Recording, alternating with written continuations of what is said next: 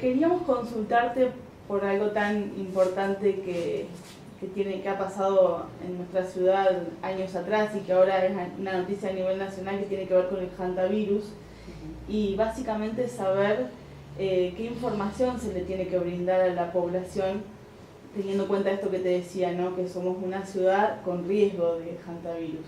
Bien, como para llevar un poco de tranquilidad a la población, digamos, desde las últimas semanas del 2018 se llaman las semanas epidemiológicas en salud.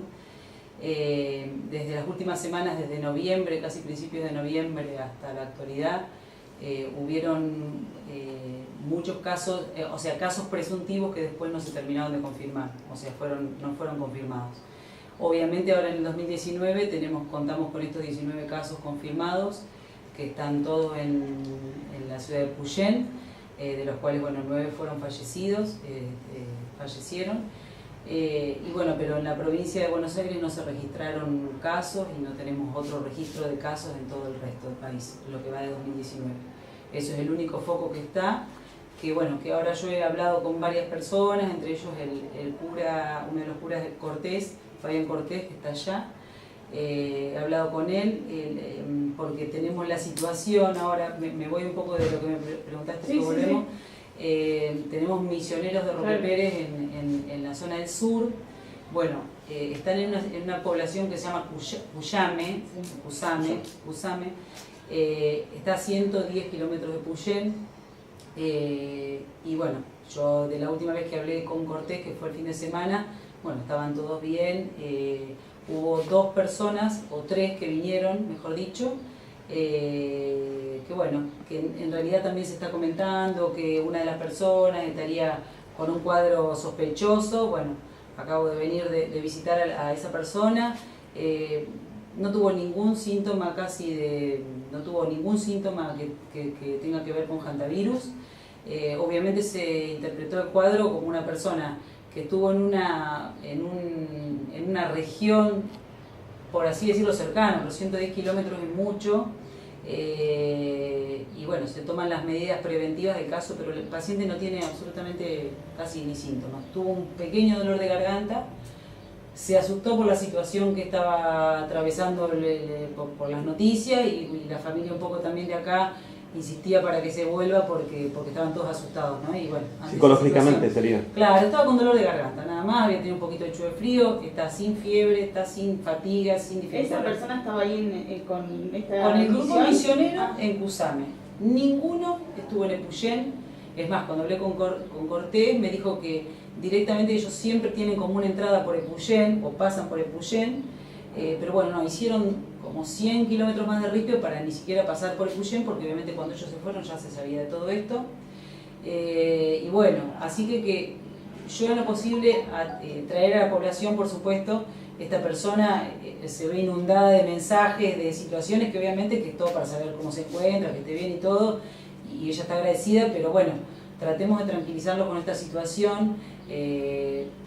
Digamos, están a 110 metros del foco, 110 kilómetros, perdón, y bueno, por ahora están todos bien. Lo que nosotros siempre decimos, que al momento del regreso, que creo que va a ser el 22 de enero, sí, ante los síntomas que ahora los vamos a determinar, obviamente tienen que concurrir de inmediato al centro de salud y obviamente notificar de que fueron personas que estuvieron en esa zona, ¿sí? Como muchas zonas, o sea, no podemos descartar que tengamos acá en la zona un ratón que nos contagie, ¿sí? Esto fue una fatalidad de una persona que se contagió y la mala suerte en el cumpleaños 15 contagió el resto. Pero bueno, obviamente que haya personas de Roque Pérez en otro lugar asusta un poco, ¿sí? Pero bueno, no vamos a pensar que, claro, y alarmar que van a venir infectados, pero se van a tomar la única situación es que cuando vengan ante el menor síntoma no podemos hacer nada porque ellos están en el lugar donde tienen que hacer la prevención. Entonces los recaudos se los dan allá para que no tengan contacto o acceso a las áreas más complicadas. Pero bueno, nosotros con respecto a esas personas nos queda agarrar los síntomas y que ante la primera manifestación puedan concurrir al centro de salud. Con respecto a lo que vos me decías y a las cosas que tenemos que hacer, eso está en todos lados, siempre recurrimos a lo mismo y nada ha cambiado desde esa época hasta ahora. Obviamente sabemos que la transmisión de este virus, o sea, se aloja en los roedores y que para eso tenemos que tratar. Lo que pasa, la prevalencia del estacional del verano depende mucho de que la gente anda más al aire libre, que se va a pescar, que se va de camping, que se va, bueno, que hace todas esas actividades al aire libre, que se nos ocurre en verano arreglar el galpón que hace 2 años que nadie arregla, bueno, entonces hay una lista enorme de cosas para hacer. ¿Ventilar, ejemplo, doctora? En realidad ventilar los hogares, sí, digamos, porque eso es de afuera, de adentro para afuera. El tema es, no, con los hogares no hay problema, la limpieza habitual con lavandina, lavarse las manos, como estaba circulando, lo que sea latas, envases, limpiar siempre bien todo, con algún registro con lavandina, ese tipo de cosas. ¿Por qué? Porque hay algunos, por ahí supermercados que compran en grandes cantidades y por ahí quedan almacenadas y siempre por ahí puede haber algún roedor. Y siempre pedimos que se limpien bien todos los recipientes donde se compran, que se compran para el consumo. Obviamente tratar de tener el pasto corto, tratar de no tener cosas acumuladas, llámese leña, bueno, cacharros, cualquier cosa que tengan acumulada, eso es propicio. No dejar comida en basureras, claro, los ratones, obviamente donde se hacen urbanos cuando sienten que son expulsados del medio rural o que sienten el olor a comida en el medio urbano, ¿sí? Por eso se acercan, si no, no tendrían... Con barbijos es precaución, ¿no? El barbijo se utilizaría para aquellas personas que por ahí pueden llegar a hacer alguna limpieza importante de algún galpón que hace mucho. Primero, obviamente, se toma la precaución de que ese lugar se ventile y nunca se limpia a seco, digamos. Siempre se tiene que limpiar para que levante el polvillo, sino que siempre se debe limpiar húmedo, ¿sí? Bueno, desde la higiene personal, del lavado de manos, de la higiene de la casa, el tema de mantener alejados los roedores y ante la mínima aparición de síntomas, siempre consultar. ¿Los síntomas que serían cuáles? Síntomas, fiebre principalmente, de entre 48 horas y 72 horas sin un foco registrado. Acordémonos que seguimos teniendo angina, seguimos teniendo bronquitis, seguimos teniendo neumonía, seguimos teniendo gripe. O sea, esto se manifiesta en primera medida como un cuadro similgripal, ¿sí? Con fiebre, dolores musculares, ¿sí? Síntomas gastrointestinales, por ahí algún vómito, diarrea y dolor de cabeza, ¿sí? Que es casi lo mismo que cuando uno tiene una gripe, ¿sí? Entonces, obviamente se tienen que remitir al centro de salud, ahí se les va a preguntar si por ahí tuvo en algún lugar al descampado, que fueron a pescar en los últimos días, etc. Y eventualmente si los síntomas dan, se llena una planilla, que eso ya es una cuestión nuestra, y la internación o no va a depender del estado del paciente y de la sospecha que uno tenga, ¿sí? Porque obviamente aparte de los análisis de rutina, en los que vemos algunas alteraciones con el tema del hantavirus, tenemos que hacer determinaciones específicas para mandar a analizar si se puede llegar a tratar de un hantavirus o no. ¿Cuánto tarda en saber si es un cuadro de hantavirus? En realidad uno lo tiene que sospechar clínicamente y después con algunos estudios de laboratorio uno puede arrimar un poco más y obviamente lo último que lo da es la muestra que nosotros tenemos que enviar.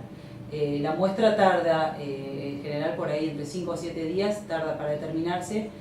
Ante eso tenemos que hacer el aislamiento que más se pueda del paciente, ¿sí? Y el estudio de los contactos, ¿sí? Porque obviamente... ¿No es mucho tiempo, doctora? ¿No se puede llegar a morir? En realidad, el paciente no se va a morir porque nosotros lo diagnostiquemos antes o después. No, los 7 días. Digo. Eso en realidad, el hantavirus no tiene un tratamiento específico, el tratamiento es de sostén. Según se tratan los síntomas que tiene el paciente. Si el paciente tiene fiebre, se le baja la fiebre, si tiene dolores musculares, se tratan los dolores musculares y si llega a tener una insuficiencia respiratoria, que es lo que en realidad mata, se tendrá que derivar a un centro de mayor complejidad donde haya una terapia con un respirador. Una vez que el paciente adquiere la enfermedad, puede tener diferentes manifestaciones clínicas según la virulencia del virus y el estado inmunológico del paciente.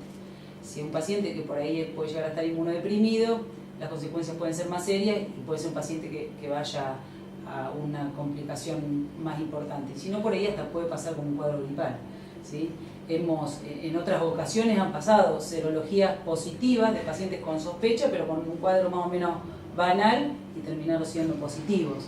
O sea, el espectro de manifestaciones clínicas es amplio y el tratamiento es sintomático. Que nosotros nos enteremos 7 días después, por decirte, a nosotros nos sirve epidemiológicamente. No nos va a hacer nada con respecto al tratamiento que va a tener el paciente. Epidemiológicamente con respecto al paciente y a los contactos. Ellen, con respecto a la información que se baja de los ministerios de salud y demás, ¿hay como alguna alerta o algo en especial o tener las recomendaciones? Las recomendaciones son las que tenemos que tener todos en nuestros hogares. Y obviamente las precauciones al momento de salir a un lugar donde haya vida silvestre o veamos cuevas de ratones o veamos ratones. Obviamente estamos en una época que todos queremos salir, pero también que tenemos que tener algunas precauciones, ¿no? Así que las recomendaciones son las que expusimos y bueno, creo que en los medios están saliendo por todos lados. ¿Cuáles son por ahí? Hay algunas que yo no me acuerdo ahora, pero bueno, hay un montón de recomendaciones a fin de evitar la aparición del roedor y a fin de evitar la exposición y de la higiene. No nos queda otra con respecto a esta situación, es la prevención y bueno, los lugares donde por ahí tienen el ratón instalado, bueno, el tema del veneno, bueno, en la municipalidad existen el veneno para los ratones. Bueno, tratar de, obviamente no se había convertir con un hacha a los ratones, pero sí poner las precauciones con los venenos.